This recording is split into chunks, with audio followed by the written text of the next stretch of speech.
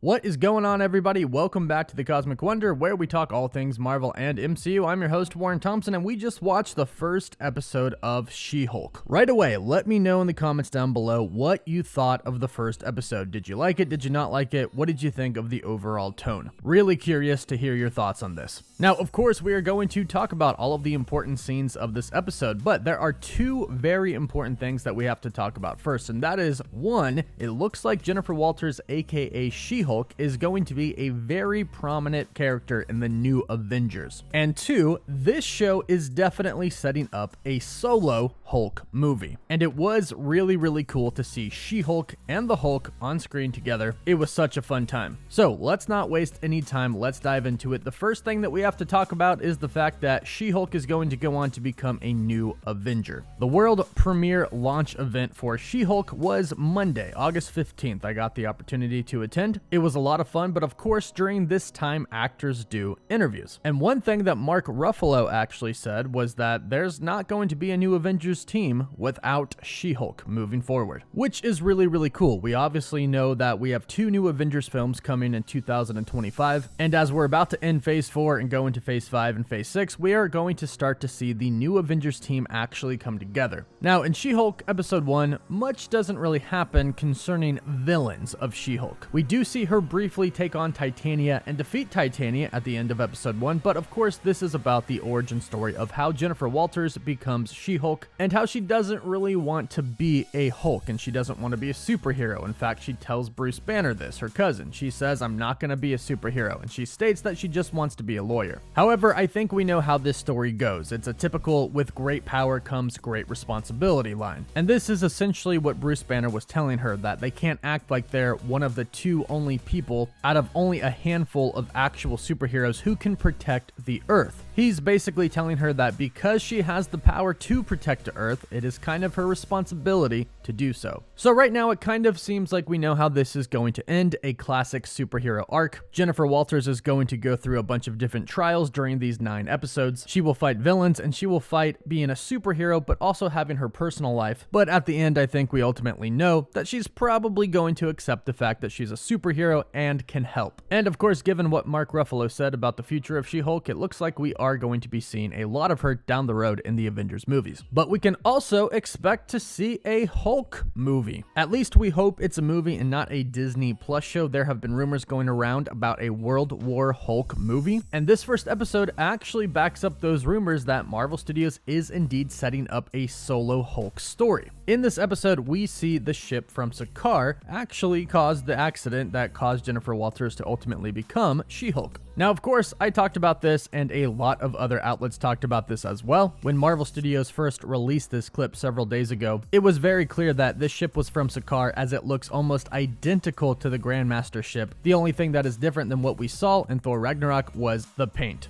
But one thing that Marvel Studios did not show us was after the accident, where Jennifer Walters goes into Bruce's lab and asks if they hit an alien spaceship, in which Bruce Banner replies with, "Yeah, a Sakaarian class A courier craft." He says they were probably trying to deliver a message and that he has to get to the bottom of that. This is all extremely interesting and it's actually pretty revealing. One is Bruce Banner knows exactly what this spaceship is. He even knows the class of it. This shows us that he has clearly come in some sort of contact with Sakaar since he was there on Thor Ragnarok. If you take a look at Thor Ragnarok and you watch the scene where the Hulk turns back into Bruce Banner has no idea what's going on. He doesn't know where Sakaar is. He didn't even know that he was on another planet. He didn't remember anything after the events of Avengers Age of Ultron. In fact, he didn't even know how it all ended. He asked if Sokovia was okay. Then he is with Thor the rest of the time and he leaves, giving him no time to learn pretty much anything, let alone the exact specification of a ship from Sakaar. This tells us that Bruce Banner has been in contact with Sakaar and maybe has even been back. And I'm guessing that he has been back. I actually think that he probably spent some time during the blip over at Sakaar. And I don't think that the Sakaarian ship was actually being hostile. As Bruce Banner states, they were probably trying to deliver a message, which is another indicator that he's probably been back to Sakaar and has probably done some good things as they're trying to get in contact with him. And we specifically know that this ship does not have guns on it. If they were trying to be hostile, they would have sent a ship with guns. So this is all a clear build up towards a Hulk solo project. Heck, we could even be going down the comic storyline where the Hulk actually has a son, Scar. After all, we don't know what the Hulk did during that entire time that he was there in Sakaar, 2 years. But we do know he was a champion and might have mated with somebody. It's actually pretty probable that he did, so perhaps we're about to be introduced to the Hulk's son. So that's going to be a fun Hulk story that hopefully we dive into pretty soon. Now, getting back to She-Hulk, there are many awesome scenes in this episode, so let's dive into it.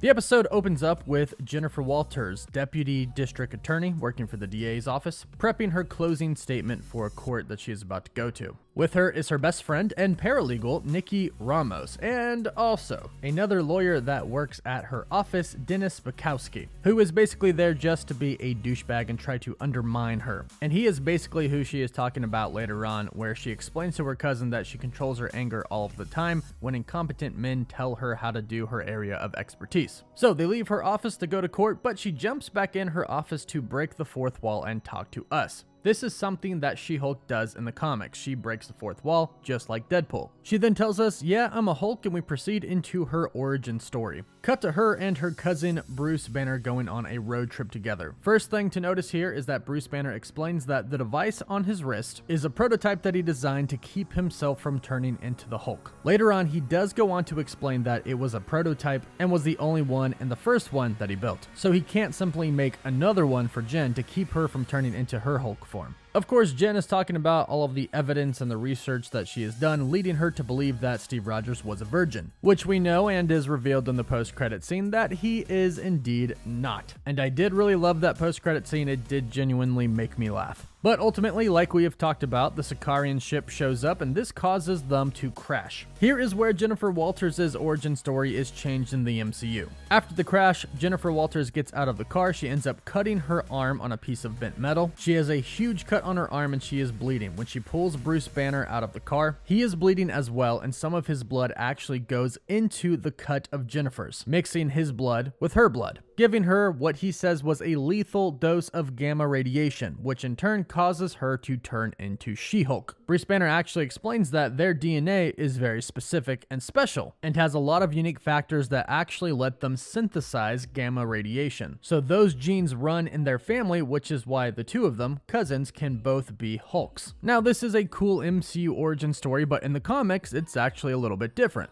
Jennifer Walters was an attorney already, and she was defending a client who was at odds with a person named Nicholas Trask. So Nicholas Trask hired people to kill Jennifer. However, on that same day, Bruce Banner was actually visiting his cousin Jennifer. The people end up shooting Jennifer, but Bruce Banner is there to rescue her and take her to a hospital where he decides that she needs a blood transfusion, so some of his blood goes into her to save her life, which results in her becoming the Hulk. So there's a lot of similarities here, but there's also a little bit of a difference between the car accident and people trying to kill her. But the origin of her basically getting Bruce Banner's blood and becoming the She-Hulk because of that is essentially the same. Now, we kind of see her Hulk out for the first time here when the blood gets inside of her wound, but we don't fully see it until she finds herself outside of the bar. She meets some friendly women who help her out and give her some nice clothes, and when she's going to the bathroom, you can actually see something that Marvel has been doing a lot of recently in their Disney Plus shows, and you can see a QR code on the wall. If you scan this barcode on your phone, it will take you to Marvel.com, where you can read a free She-Hulk comic that inspired the series that is now streaming on Disney Plus that we just watched. And when she's waiting outside for her cousin Bruce to come pick her up, we see some guys come out who say Ladies' Night was a bust, meaning they didn't really have any game and didn't get with any women. However, they see Jennifer outside and they are really pressing her. They keep pressing her and she feels threatened, so of course she turns into She-Hulk. But right before she does anything, Bruce Banner as the Hulk jumps on her and restrains her. We cut back to Bruce's place in Mexico. Jen wakes up and looks for Bruce, and actually when she's going to look for Bruce, she stumbles upon what looks to be an old Iron Man helmet. That, or either it is an old Iron Legion helmet, but what's really cool is that when Jennifer actually sees the helmet, you can hear the old Avengers theme play in the background. An awesome and epic Easter egg here, and it fits perfectly into this episode as Bruce consistently brings up Tony Stark, reinforcing the fact that they were best friends. Science bros. Now, Jen eventually finds Bruce Banner down in his lab back in Hulk form, or as he calls it, Smart Hulk. which is something that fans actually termed. And it's funny that they actually do kind of address that and kind of break the fourth wall here when Bruce says, you don't really have a say in what people call you, which is clever because the fans are the ones who originally started calling him Smart Hulk, that and Professor Hulk. Now, what's really funny is that Smart Hulk goes on to explain that the lab was given to him by Tony Stark, his friend. Probably his best friend. And you can tell that he's proud of that. He says Tony Stark, and he gets a little grin on his face. But then he jokes about how Tony said it was a loner and that at any moment in time he could sweep by and pick it all up again. And you can actually see the sadness on his face when he says that, because of course now, sadly, Tony is gone. And you can tell by the look on his face that he misses him. Here we actually learn that the Hulk uses Jennifer's blood to fix his own arm. Clearly their blood and genes are actually a little bit different. They do have the same factors that allow them to synthesize gamma radiation, but it does seem like Jen's does it a little bit better, or at least differently. Because as we find out, when Jen turns into She-Hulk, she actually retains her consciousness and she is still in control. Very different than Bruce Banner and the Hulk. They are two different people. But it looks like Jen and She-Hulk are actually kind of the same person. The only thing that changes is her body. And of course her strength and everything that comes with being She-Hulk, but her consciousness is totally intact and she is totally in charge, not wrestling with a She-Hulk as a different person, but she herself is still the same person, which blows Bruce Banner's mind away. Now Bruce tells her that there's no way she's going back to a normal life after this. She is now a Hulk. And he tells her that she's basically going to have to change her entire life. But Jennifer Walters has been set on being a lawyer for a very long time. She finally graduated past the bar exam, has her own office, working at the DA's office right now, and there's no way that she's not going back to that. And Bruce is essentially saying that she can't because she needs to keep her anger in check, because her turning into the Hulk jeopardizes a lot of people's safety. So she basically needs to stay there so Bruce can run some tests to figure out really what makes her tick and turn into She-Hulk. However, after doing a bunch of these tests, they realize that Jen can control it. She can turn into She-Hulk when she wants to, and she can actually turn back when she wants to. So the threat of a true Hulk bursting out and raging and not having any control whatsoever and doing destruction and harm to other people, that's not really there. The threat of that isn't there because Jen ultimately has control. And actually at a point in the comics, Jennifer Walters actually prefers to remain in She-Hulk form for a long time. Now when she's with Bruce Banner here in Mexico and they're trying to figure out how she turns into She-Hulk and how exactly she is as a She-Hulk, there are some really cool references and Easter eggs. When they are trying to determine how She-Hulk can turn back into Jennifer Walters, she asks Smart Hulk how when he was the Hulk, he would turn back into Bruce Banner. Here Bruce says, usually I'd fall out of a jet or get knocked out by a robot, and I'd wake up as Banner. Now the first part, falling out of a jet, is a reference to the very first Avengers film, where the Hulk hulked out on the carrier, he jumped on a fighter plane and eventually jumped off and landed on Earth. He awakened as Bruce Banner. The second part is the Ultron fight in Avengers Age of Ultron. And of course he goes on to talk about Natasha singing him a lullaby, which we saw in Avengers Age of Ultron as well. And it's really funny that he can't actually explain how the lullaby would bring him back into Bruce Banner form. However, I think we all know it's because of the love. So Jennifer tries to conclude that being unconscious is the key to turning back into human form. However, Bruce goes on to explain that one time he was the Hulk for 2 years, and of course we know that that was the time of Thor Ragnarok. And during that time he saw a previously recorded message of Natasha talking to Bruce Banner, and that's what turned the Hulk back into Bruce. We then have a montage of Bruce Banner essentially training Jennifer on how to be a Hulk. We see them throwing boulders and getting really competitive with each other, and then Bruce decides to show her the positives of being a Hulk.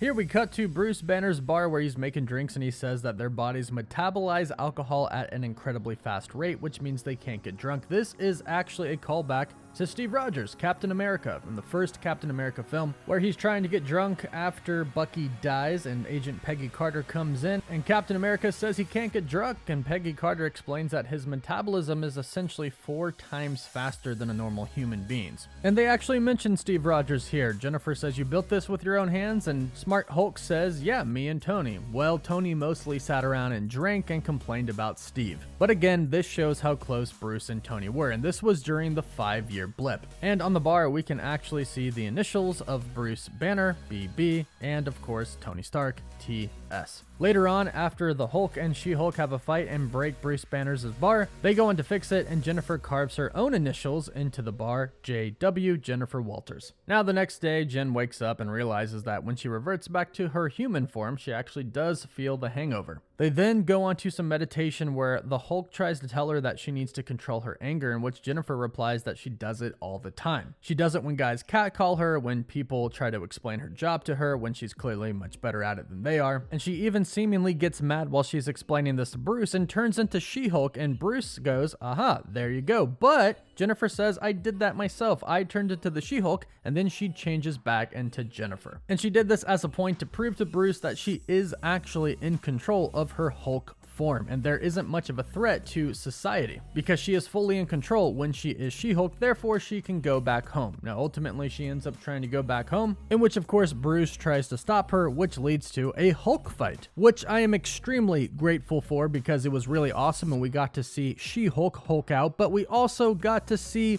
Hulk's thunderclap, something I truly enjoyed. And She-Hulk has a thunderclap of her own. It's not as big, it doesn't blast people away. However, it is severely damaging to the ears, which ultimately causes Bruce Banner to fall to the floor. Now, I don't think either Hulk was fully hulking out here, especially Bruce Banner. I know we're all waiting for the true Hulk to come out and burst out with rage, but Bruce seemed to be keeping it pretty together here. And ultimately, the two of them end up falling on the bar that Bruce and Tony built, which of course bums Bruce out, stops the fight. Both of them know what the bar means to Bruce, and Bruce tells Jennifer she's fixing it. Then we cut to the two of them fixing it. Bruce begrudgingly says that she can go back to New York and continue her life, in which Jennifer looks at us, breaks the fourth wall, and says he doesn't mean that. And what's interesting here is that it kind of seems like Bruce / Smart Hulk can kind of hear her, which is interesting. Now we don't know if he just hears her talking to nobody, but maybe they'll address this in the future. Ultimately, Jennifer leaves to go back home, and the two of them do end on good terms, with Bruce telling his cousin the door is always open for her to come back. We go back to her current life. We see her in court, and Titania busts into the courtroom right before Jennifer is about to deliver her closing argument. Her best friend and paralegal, Nikki, tells her it's time to do her thing. It's time to become She-Hulk, which is something Jennifer didn't want to do. She didn't want the whole world knowing. But ultimately, she knows it's the right thing to do, and Nikki even mentions civil duty. Again, kind of going back to with great power comes great responsibility. She turns into She-Hulk and everybody is shocked, including Titania, who asks who the hell she is. Titania attacks not only her, but the jury, in which She-Hulk defends them. She catches the desk that Titania throws at them, throws it back at her, and when Titania jumps at her true Mortal Kombat style, She-Hulk gives her a big punch to the stomach, knocking her down. And that is how we end episode 1, except for that amazing post-credit scene. Jennifer Walters tricked her cousin Bruce Banner, making him think that she was drunk so she could truly find out if Captain America Steve Rogers was a virgin, in which he reveals he wasn't. And it's also nice to know that we're still talking about America's butt. Now, quick note about Titania in the comics, she actually gets her powers from Doctor Doom during Secret Wars, which we know is coming, and it's been rumored that Doctor Doom is going to be coming as early on as this year. So, hopefully there is a Doctor Doom connection there. But that is it for episode 1. Let me know what you thought about it in the comments down below, and let me know what your favorite part of this show was. Please don't forget to like this video and subscribe so you can stay up to date on all things MCU and She-Hulk. For live updates, you can follow me on Instagram and Twitter. And as always, thank you all so much for watching. Woof woof.